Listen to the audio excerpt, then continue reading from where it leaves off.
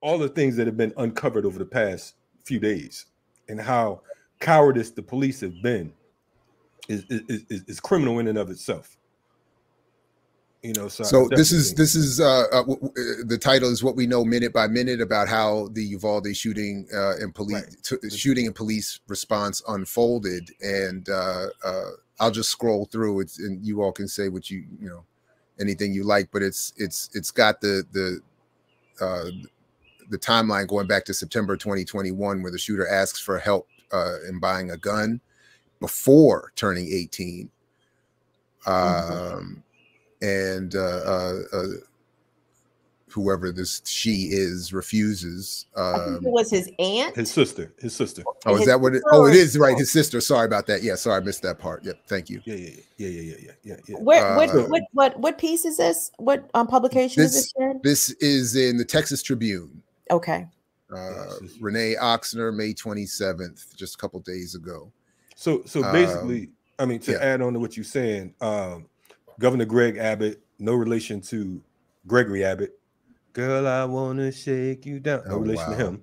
You know what I'm saying? But his punk ass and the Texas Department of Public Safety decided to walk back their initial statements because they were claiming all of this shit that was contradictory to what happened. And we're talking about an hour and 15 minutes that this guy was inside of this school, and parents actually begging for police to go in. I know a couple cops went in allegedly.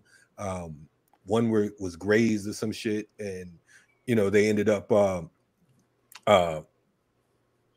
pushing out, or pulling out. But this is a timeline, and I think it's important that we should go through it. I don't know if you want to read a few of the joints. Sure. I mean, this one was interesting. From March 14th, the gunman makes an Instagram post with the caption 10 more days. A user comments, "Are you going to shoot up the school or something?" And the shooter responds, "No, and stop asking dumb questions. You'll see." Was there an incident where he allegedly killed a family pet? I didn't see that, but I didn't see that either. Yeah, because it's not on this timeline, at least, because it just goes from the Instagram to the purchasing of guns to the day of the shooting. Right. So, I mean, I know that he had been talking about it. He had tried to get a gun, I don't know, for almost a year. He started with trying to ask his sister about it, and she refused. That was September 2001. I mean, excuse me, 21. And then he finally was able to, he had been posting Instagram posts talking about how something big was going to go down in 10 days. And he had been back and forth with a number of different people on it. He expressed interest in purchasing a gun. And then finally he said he got one. And I believe that was how many days before that? I think 4 days before. Yeah. Between a week and 4 days, the 16th through the 20th. Mm-hmm. Yeah. And he finally got, I think he got a AR on one day, and then an AR on the 20th. 2 AR platform rifles. Yes. 375 rounds of 5.56 caliber. Yeah. Ammunition. Some righteous questions are being asked about how this 18-year-old had thousands of dollars to purchase these brand new weapons and all this ammunition. Right. That is a good question. Yeah. That's a pretty good question, because those are not cheap rifles. No, not at all. Not at all. And he bought them 2 days apart. But the thing he talked about too, in that timeline, they were talking about how he was is this the same joint I'm thinking about? There's so many similarities between this and the case in Buffalo. Yeah. That I'm kind of mixing some things. So I'm trying to like run through this timeline and make sure I'm not saying the whole thing, getting it wrong. But the crazy shit was there were children. The children inside the school probably made about 6 phone calls to the police. These are 2nd to 4th graders, I believe. I think they were all I think all the victims were in 4th grade. These are 4th graders making calls to the police, begging them to have the police come in. There's one case, one of the girls said, "I can hear the police next door. Please have them." I mean, they were pleading for help. These are children. I didn't know this part. So the police, I missed this. The police enter the school at 11:35, which is only 2 minutes after the shooter. Yes. And then they retreat. Yes. Right. Right. Well, Right. the lies began first. Greg Abbott and the head of the Texas Department of Public Safety on Tuesday, last Tuesday, because it's been a week. I know it feels like it's been a month already since the shooting, but it's happened a week ago today. And they said that initially Ramos was confronted by a school resource officer, an armed school resource officer. And 2 days later, they changed that story. Now, how the fuck do you get that wrong? You know what I mean? Like, I mean, that's a big detail to misremember or mistranscribe. Like, no, y'all didn't get that wrong. Then they try to put it on the teacher. Teacher propped open the door. Right now, it's the fucking door's fault. The door was unlocked, and it's like, dog, y'all spend 40% of the Uvalde city budget goes to the Uvalde Police Department. There's no reason why 4 cops saw this man walk into a school building armed, and he was allowed to just post up for an hour, huh? But Kim, wait till we find out that they propped the door open because the air conditioning wasn't working. Oh my God. That's gonna be the next one. But the shit is crazy too, because even before that story, that lie, Kim, there was a lie that they chased him to the school. They chased him, he crashed, and he got out and he ran inside the school. But now they're saying that a teacher had actually called the police and said she saw a man, he or she saw a man out there with a rifle. Now at 11:30, right? The teacher calls 911. Yep. Right. Shouldn't there be an announcement on the intercom saying, "Hey, there's somebody with a rifle, lock the damn doors"? I mean, that would be the first. Well, at 11:43, there was a post to Facebook about the school and warning people not to, So it took, the police and the school posted it. Yeah. Robb Elementary announces on Facebook. Yep. Right. Yeah. And then the police announced the same thing. And then they were saying that there was an active shooter in the area. So they didn't even acknowledge that he was actually inside of the building. And the crazy thing, there's a lot. Tragically, there are so many crazy things about this story. There was a press conference. Again, there's been a bunch of pressers, and at every single opportunity, law enforcement has managed to change the story. Every time they get in front of microphones and reporters, a detail that they had previously reported changes. Something changed. And one of the things that they admitted was that 2 months prior, I think it was 2 months ago, that there was actually an active shooter drill held at Robb Elementary School. So for when the actual active shooter comes to the school, all of a sudden the police don't know what to do. There's 19 of them stacked up in the hallway. And the McGraw, who was the head of the Texas DPS, got up there and said, yeah, we had plenty of officers who could have went in. All Texas law enforcement participates in these active shooter trainings. Parents were begging them to go in. And you saw it, Kalonji. I hope you guys all saw those videos. Somebody need to put their phone on vibrate. Y'all ain't that goddamn popular. But it's not me. Nobody calls me. Nobody calling me either. Right. However, that was my phone. Yeah, anyway. You get the chirp anyway. But the other crazy part, and again, there's so many crazy parts. They recently had an active shooter training, and obviously that training just went out the window. And the other aspect about this was that I couldn't remember. Oh, the fact that they claimed that they couldn't figure out how to get the door open to the classroom when they just had to go to the janitor and actually physically just go get the keys to actually make entrance into the classroom. I don't believe, number one, that Ramos killed himself. I don't believe that they killed Ramos. I need to see whose bullet actually killed him, because everything that they have told has been a lie. There was an armed school resource officer not there. Ramos they said it was border patrol. They said it was a border cop that killed him. Yeah, I need to see that autopsy, shorty. I need to know what the ballistic. A border patrol killing a Latino. That computes. Yeah, that does fit. And he had a truck full of bricks where he was about to build a wall right at the moment. How about? He's like, we knew this shit was going down. Like, they're Biden's border wall. These motherfuckers are crazy. In their truck. But the thing is, and I want to point out, because I think someone in the chat asked about the intercom thing.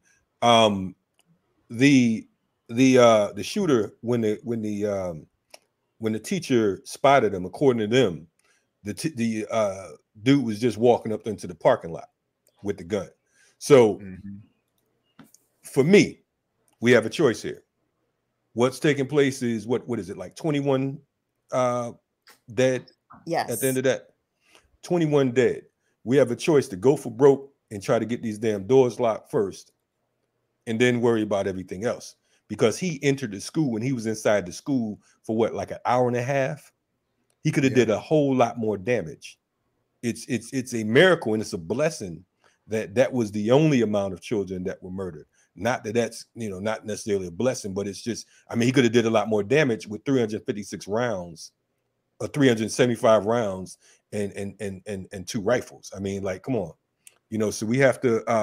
I think the police are definitely cowards because you have all these fucking cops, and there was different ways that they could have handled this shit, man. And but are they arguing? I haven't followed this closely enough, but are the police claiming that they were following procedure and that they didn't want to rush in and risk further injury? What are they claiming? So as of Friday, Steve McGraw, who's the head of the Texas Department of Public Safety, admitted that mistakes were made. And that should officers have gone in, he said, yes, they should have gone in. But then he tried to distance himself by saying, he said, well, I wasn't there. He said, I wasn't there. Right. And the commanding, and it's being laid at the feet of the commanding officer on the scene, who I believe they're saying was the chief of the Uvalde Unified, consolidated school district. Because, by the way, Uvalde School District has its own police force of armed officers. They have a chief and everything. So Steve McGraw from Texas DPS says that, I believe that what I'm understanding is that the chief of police for the school district was the commanding officer on scene, and it was at their discretion that officers did not enter. But the other part about this that was so appalling were the ways in which parents were treated outside of the school. Absolutely. Because parents, there was lots of, Facebook video, internet videos floating around of parents screaming, pleading, demanding for cops to go inside. And for some parents who wanted to go in themselves, and from what I understand, one mother actually did, she was handcuffed. And I don't know whether or not they took the handcuffs off of her or if she escaped her handcuffs. But she was handcuffed, and then she was not handcuffed, and she ran into the school and retrieved her 2 children. And parents were being handcuffed. They were being pepper sprayed. I've seen some reports say that the officers who were harassing the parents and keeping the parents back were, in fact, federal officers, not Uvalde police. I'm not able to confirm that. But the fact that these pussy cops going to stand outside while these children are being slaughtered and then have the audacity to turn all that energy onto frantic and terrified parents just goes to show you the absolute emotional and empathetic disconnect that police have from the rest of the community. Right. And to Manny Now's point, I taught in public school system in Connecticut for 9.5 years. And indeed, there are codes and there's ways to let folks know what's going on without letting them know what's going on. In most cases, you won't even want the panic to happen. It can be something as simple as some type of drill saying, look, we got code red, whatever, blase, blah, and keep it moving or whatever the case, not necessarily code red, whatever the code might be. But I mean, I just couldn't imagine in good spirit, being there and these bastards trying to stop me from going inside this building to retrieve my child. Not when it's an hour and a half. I got too many folks I can call, and we can definitely, I can guarantee your ass you be more concerned with a whole lot of shit than me going in there trying to stop this. Because I mean, and that's not no tough guy shit. You know what I'm saying? It's just, this shows you the level of insanity that these motherfuckers operate under. Because and I heard some story, and I'm not sure if it's true or not, but I did hear a story of one of the officers going in getting their children. Yes. I don't know if that was factual. What? That was reported. Yes. Listen, Listen, ain't no way in this green earth you gonna tell me that I can't. If your ass is too fucking scared to go in there and get them, in the immortal words of Imam Jamil, if you scared to go get them, tell me and I'll go get them. You understand what I'm saying? I'm also just wondering, how is it possible to just get only your children? Because I mean, honestly, it's like I mean, anyway, I don't. man, that's just like, what does that look like? Only you two come with me. The rest of you Oh stay my here. God. I mean, like, how does that work? I don't I don't. Anyway, I don't. Listen. But Kalanji, to your point though, so I when you say that there should be a code or some sort of announcement made if there is an active shooter on premises, unfortunately, we have been dealing with these school shootings, these mass shootings for the past 25 years. So Salvador Ramos himself has been groomed and raised and trained and conditioned about how active shooter drills work. So you have kids, teenagers, 18-year-olds, I guess, in this instance, who himself has done the whole active shooter drill his entire school career. So anything that you think you might be doing, he knows it. You know what I'm saying? He knows where to go. He knows what the kids are going to do. He knows what the teachers are going to do. He knows what the drill is. So now we are in a period where potential school shooters themselves know all the tricks of the trade. They know everything. They know how the playbook is going to be run. So now what? The point is the teacher again spotted him before he dealt on before he got onto the into the building. So the thing is making an effort to lock the building down as quickly as possible. There should be in every section, there should be someone, a teacher or some type of point person in every corridor, near every particular door, whatever, that knows when this thing goes on, hit that door. You understand what I'm saying? This has to happen. And I mean, you don't want to sit there and be a sitting duck, because ultimately that's what happened. You know what I'm saying? Yes. I mean, that you waited to hope and pray that these bastards didn't come in, this dude didn't come in and murk you. Definitely check out the last episode of Warrior Class, and part 2 coming this Saturday to deal with that particular situation. For folks who are not familiar, Balagoon is the co-chair of the Urban Survival Preparedness Institute and also heads the African Martial Arts Institute. But yeah, we have to, I mean, one thing about training as well, there should be different types of training in all situations. So to your point about, these students have been through these active drills and so on and so forth. Okay, that's one level. But the teachers and the staff have to have another level. If you know that these youngsters are running up wilding like that, then you have to come up with alternate means. You can't just say, okay, well, I mean, but what do you want teachers to do though? You know what I want teachers to do. If the teachers want to survive, I want the motherfuckers to do whatever it takes to survive. I think we're asking way too much of teachers, because I mean, here's the thing though. I mean, I agree with you, but the thing is, okay, so we expecting teachers to sacrifice their lives to save children. We expecting teachers to stand up there and teach during the middle of a pandemic. I mean, we're asking a lot of the teachers here. Meanwhile, the cops.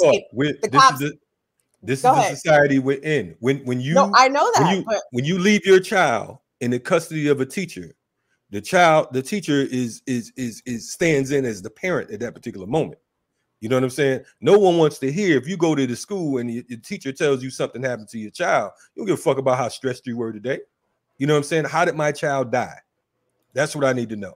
So ultimately, if you're going to work inside of a school in America, in the United States in 2022, and you know that this is the order of the day, you have to know that your job description is going to go beyond just, what's on the textbook or what's on the plan. Yeah. So either that, I mean, you risking your life anyway. So what do you say? Just let them on in and hope they don't shoot you? No, I mean, I think we're number one. We're about to start losing a lot of teachers. Okay, because we just lost 20-some students. If I was a teacher, if I'm in college right now learning to be a teacher, I didn't sign up for this. I didn't sign up for this. Like I didn't sign up to be a freedom fighter either. But I'm concerned about our survival. I didn't sign up to want to fight on behalf of our people. We had two teachers literally put their lives in between bullets of AR-15s in students' bodies, right? That's a beautiful thing. God bless no, it's not a beautiful thing, actually, because again, as a teacher, that's not their job. Like, that's not their job. And if Uvalde School District has enough money to fund a police officers, plural, who are armed, school resource officers, which kind of brings us circling back to an ongoing debate as to whether or not school resource officers should even be in schools, because more often than not, they make students less safe, especially Black students and students of color. But dog, I'm sorry, like I don't think teachers should. So you're in this building, okay? You're in this building, Kim, and you're a teacher, okay? Do you say, okay, shit, that door is unlocked right there? Should I go run and unlock this motherfucker, or should or the shooter might come? If the shooter come and the motherfucker unlocked, he coming anyway. At least if you got a chance to lock it, it's a better risk than standing there being a sitting duck. I'm not interested in being a victim personally. You know what I'm saying? And I'm not going to sit by and let anyone's child die with me standing right there. You know what I'm saying? So it's not about what your job is, because I think that's part of the thing that with the part of the reason we're fucked up as a society, because we look back and we say, well, shit, I ain't in it. That ain't my job. I mean, shit, if we all stood up against the motherfucking government like we should, then things might make a change. If we're talking about protesting, we're talking about putting our bodies on the line. I'm talking about teachers specifically, though. I hear you. Well, I guess I'm a different type of teacher. I respect that. I'm guessing I'm a different type of teacher. I mean, and admittedly, because I'm not a parent, I haven't stepped inside of a school building in a very long time. So, I mean, I see these school shootings in sort of a detached framework, because I'm not a person who is sending my child to school and my child is doing active shooter drills. Like, that shit is fucking bonkers to me, that our country has devolved further to the point that is standard operating procedure. So I'm maybe not even the best one here to even have that conversation, but I'm just thinking, as a person who has had a job in my life, if my job were to be in charge of 30 young minds, I don't see how I can be social worker, psychologist. I got to be a first reporter looking out for child abuse. You know what I'm saying? I got to be worried about COVID, and I got to be worried about some motherfucker coming up in here shooting. You know what I'm saying? Like, that's too much. Well, you got to get a different job, man. No doubt. I think that's what's going to happen. I think our public school system is going to suffer, because teachers are going to be like, this is not what I went to school for, man. This is not what I signed up for. So I hear what you're saying, but I just feel as though we ask too much of our teachers relative to the amount of resources that teachers actually receive to help them. You know what I'm saying? I'm gonna say this, and then I'm done. And I respect what you're saying. I'm not. And this is healthy dialogue, because of the fact I'm sure there are people that think like both of us, right? Yeah. I'm gonna say this, and I'm done with it. You know what I'm saying? Here it is. We are on a revolutionary platform. Not just talking about you. I'm talking about us as a whole. I'm talking about the people in the chat and everybody and everything, right? Okay. What I'm speaking on is not about individualism. It's not what I'm talking about. I'm talking about a collective process. I'm talking about the fact that in order for us to survive tyranny and oppression, in order for us to become victorious, there has to be some collective work. Okay.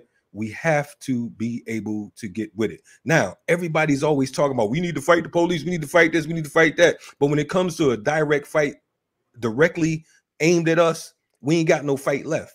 You know what I'm saying? And no, I wasn't there, and I wouldn't want to be there. But I know that I'm a father and I'm a grandfather. You know what I'm saying? And I did teach. You know what I mean? And we're about dealing with this shit collectively. We're going to hell in a handbasket if we don't stand up against these motherfuckers on all levels, at all stops, at all angles. That goes beyond a job, because you can get another job, but you can't get another life.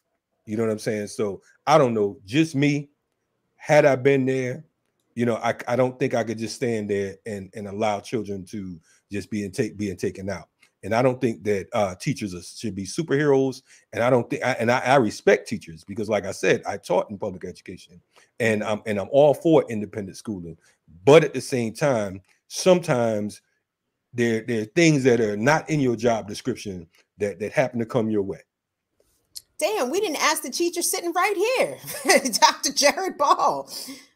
No, this was a great conversation, and I didn't want to interrupt. I know we're about to wrap anyway, but honestly, in general, I think that I agree with both of you in many respects. I think that teachers, I don't think it's realistic to expect that the situation can be improved by training teachers. Cynthia, I don't know what you're talking about. I don't know this. You know what I'm saying? People speak about things when they don't know what happened, you or know who you are. Wait, but anyway, just go ahead. I got sidetracked. But go ahead. Okay. Sidetracking us.